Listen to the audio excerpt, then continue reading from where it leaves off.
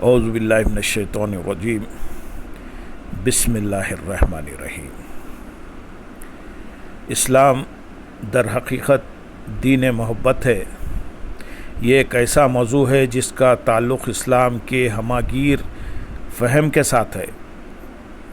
حقیقت میں اسلامی تعلیمات کی بنیاد اسی اساس پر قائم ہے اور اس کی تمام تر تعلیمات میں اس موضوع کی حیثیت بنیادی اور تعمیری نوعیت کی ہے۔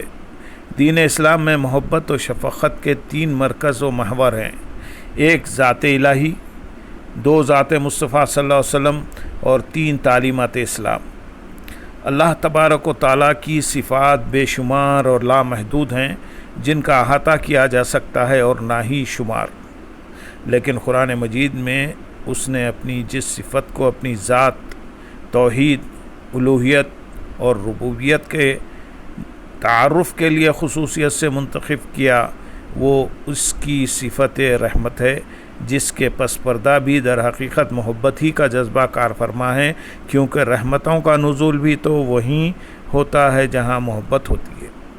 اسی طرح حضور نبی اکرم صلی اللہ علیہ وسلم کی ذات اقدس اور آپ صلی اللہ علیہ وسلم کی نبوت اور رسالت میں ہر حوالے سے نہ صرف انسانوں بلکہ جملہ مخلوقات سے محبت کا جذبہ غالب و برتر نظر آتا ہے۔ قرآن مجید ہو یا آپ صلی اللہ علیہ وسلم کے فرامین و اعمال، ہر جگہ محبت، شفقت اور رحمت کے حسین مناظر بکثرت و نمایاں نظر آتے ہیں۔ یہی صورتحال دین اسلام کی ہے۔ اللہ تبارک و تعالیٰ نے دین اسلام کی جملہ تعلیمات میں رحمت، محبت، شفقت، نرمی، لطف و کرم اور عفو و درگزر کو بنیادی اہمیت دی ہے۔ دین اسلام کی جملہ تعلیمات بالواسطہ یا بلا واسطہ محبت ہی کے تصور پر قائم ہیں، اس لیے کہ ان جملہ تعلیمات میں موجود شفقت، الفت، بخشش، لطف و کرم اور درگزر کے عنوانات جذبہ محبت ہی کی وجہ سے تشکیل پاتے ہیں۔ مثلا جب اسلام شریعت محمدی کی شکل میں اوامر و نواہی پر مبنی احکام اور قوانین دیتا ہے تو یہ شرعی احکام و قوانین بھی انسان کی فطری کمزوریوں کے پیش نظر اسے آسانی اور سہولت دیتے نظر آتے ہیں۔ انسان کو یہ سہولت و آسانی فراہم کرنا دین اسلام کا طغرائے امتیاز اور نوع انسانی سے محبت کا مظہر ہے۔ دین اسلام کے دین محبت ہونے کی اس سے بڑی دلیل اور کیا ہو سکتی ہے کہ قرآنی تعلیمات کے ساتھ ساتھ حضور نبی اکرم صلی اللہ علیہ وسلم کی سیرت، قول و عمل اور تعلیم و تربیت کا سارا خلاصہ ہی بنی نوع انسان اور ساری مخلوق سے محبت و شفقت ہے۔ اللہ تعالیٰ نے قرآن مجید میں جب اپنی مختلف صفات کا تذکرہ فرمایا تو وہاں سر فہرست ان صفات ہی کو بیان فرمایا جن کی بنیاد جذبہ محبت پر قائم ہے۔ ارشاد ہے، وَاللَّهُ الَّذِي لَا إِلَٰهَ إِلَّا هُوَ الْمَلِكُ الْقُدُّوسُ السَّلَامُ الْمُؤْمِنُ الْمُحَيْمِنُ۔ وہی اللہ ہے جس کے سوا کوئی معبود نہیں، حقیقی بادشاہ ہے، ہر عیب سے پاک ہے، ہر نقص سے سالم اور سلامتی دینے والا ہے، امن و امان دینے والا اور معجزات کے ذریعے رسولوں کی تصدیق فرمانے والا ہے، محافظ و نگہبان ہے۔ اپنے اسم ذات کے ساتھ جن 3 صفات کو سب سے پہلے بیان کیا وہ یہ ہیں: السلام، سلامتی دینے والا، المومن، امان بخشنے والا، امن دینے والا، المحیمن، ہر خوف اور دہشت اور وحشت سے حفاظت فرمانے والا۔ جب ہم اپنے ذہنوں میں اللہ رب العزت کی ان صفات کا تصور قائم کرتے ہیں تو اس کی جمیع صفات میں سے امن و سلامتی دینے والی، حفاظت کرنے والی اور شفقت و رحمت عطا کرنے والی صفات کا تصور ہی غالب اور نمایاں نظر آتا ہے، اس لیے کہ ان صفات کی بنیاد ہی محبت پر قائم ہے۔ وہ اپنی مخلوق سے محبت کرتا ہے اور بتقاضائے محبت اسے سلامتی اور امن دینے والا اور ہر خوف و دہشت سے حفاظت فرمانے والا ہے۔ وہ نہیں چاہتا کہ اس کے محبوب بندے خوف کا شکار ہوں، گویا یہ حفاظت بھی اسی جذبے محبت ہی کے زیر اثر دی جا رہی ہے۔ در حقیقت دین اسلام کی جملہ تعلیمات میں وہی تصور غالب نظر آتا ہے جو ذات اقدس اپنے بندوں کے ذہنوں میں راسخ کرنا چاہتی۔ اللہ رب العزت نے سورۃ البروج میں اپنا ذکر کرتے ہوئے 2 صفات بیان فرمائیں، هو الغفور الودود، بڑا بخشنے والا، بہت محبت فرمانے والا ہے۔ گویا تقاضائے دین یہ ہے کہ ہم حضرت ذوالنون مصری کے فرمان کے مصداق اللہ تعالیٰ کے اخلاق جمیلہ میں رنگ جائیں، کیونکہ یہی کمال بندگی و مسلمانی ہے کہ ہم اللہ کے اخلاق حسنہ میں رنگے جائیں۔ اللہ تعالیٰ کا خلق تو هو الغفور، بہت معاف کرنے والا ہے۔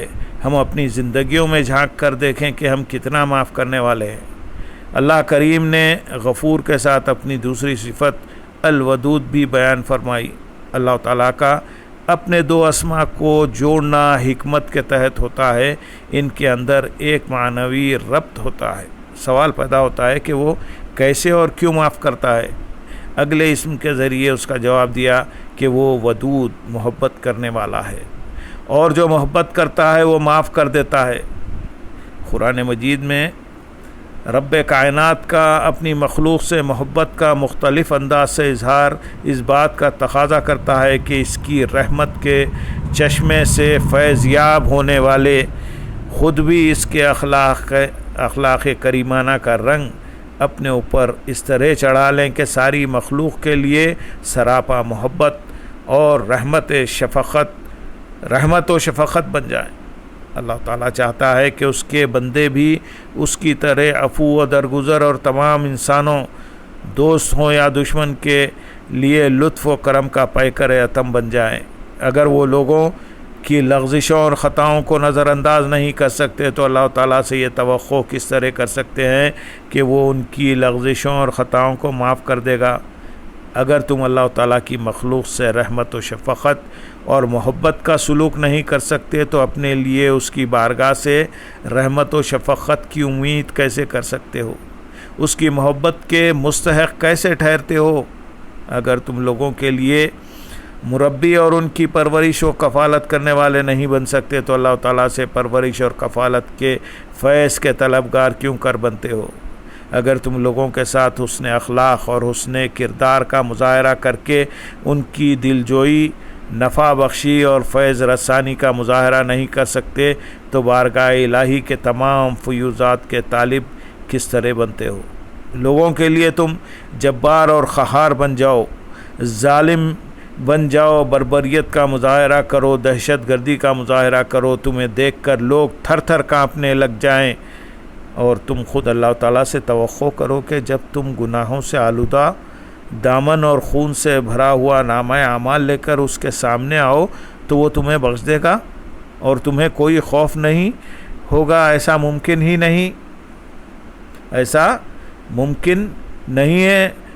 اگر اللہ تعالیٰ سے لطف و کرم چاہتے ہو تو تمہیں بھی پیکر لطف و کرم بننا ہوگا۔ اگر اس کی رحمت چاہتے ہو تو تم بھی اوروں کے لیے پیکر رحمت بن جاؤ۔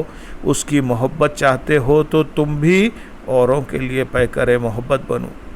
بارگاہ الہی سے امن چاہتے ہو تو تمہارے وجود سے بھی ہر دکھی اور پریشان حال کو امن ملنا چاہیے۔ اس کی بارگاہ میں پیش ہونے پر ہر خوف سے نجات چاہتے ہو تو تمہارے وجود، تمہاری زندگیاں اور تمہارا طرز عمل ایسا ہونا چاہیے کہ جسے دیکھ کر لوگوں کے خوف و اضطراب دور ہو جائیں، انہیں امن و سکون کی خیرات اور تمہارے رویے سے حفاظت کی ضمانت مل جائے، اور خطا کاروں کو تمہارے پاس سے بھی عفو و درگزر ملے۔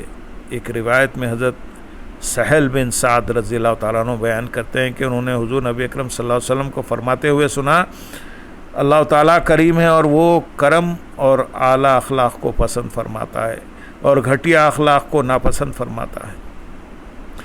دین اسلام کی محبت بھری تعلیمات سے اللہ رب العزت ہمیں یہ تعلیم دینا چاہتا ہے کہ تمہاری زندگیوں میں یہ تصور راسخ ہو جائے کہ تم مرض سے نفرت کرو مگر مریض سے نہیں، اس لیے کہ اگر تم مریض سے ہی نفرت کرنے لگو گے تو اس کا ٹھکانہ کیا ہوگا؟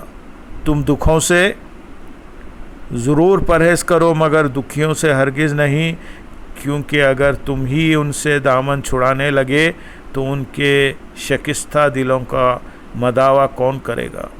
اسی طرح تم گناہ سے نفرت کرو مگر گناہ گار سے نہیں، کیونکہ اگر تم ہی گناہ گاروں کو ٹھکرانے لگ گئے تو انہیں راہ راست پر لانے والا کون ہوگا؟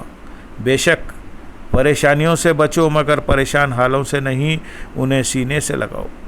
اگر تم نے پریشان حالوں کو دھتکار دیا تو ڈرو اس وقت سے کہ کہیں تمہارا رب بھی پریشانی کے وقت تمہیں دھتکار نہ دے کہ تم نے میرے بندوں پر شفقت نہیں کی تھی، لہٰذا آج تمہارے لیے بھی میری بارگاہ میں شفقت کی کوئی گنجائش نہیں۔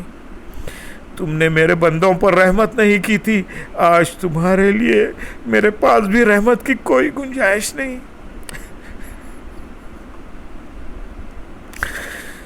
دنیا میں لوگ تمہارے سبب خوف و ہراس میں مبتلا تھے، اب تم مجھ سے امن و سکون کی دولت کس طرح مانگتے ہو؟ یہ دراصل ایک پیغام محبت ہے جو اللہ تعالیٰ نے اپنی الوہیت، ربوبیت اور رحمت کے ذریعے انسانوں کو عطا فرمایا۔ اس کو قرآن مجید نے اس طرح بھی بیان فرمایا ہے، سورۃ آل عمران آیت نمبر 134 میں، اور غصہ غضب کرنے والے ہیں اور غصہ ضبط کرنے والے ہیں اور لوگوں سے ان کی غلطیوں پر درگزر کرنے والے ہیں، اور اللہ احسان کرنے والوں سے محبت فرماتا ہے۔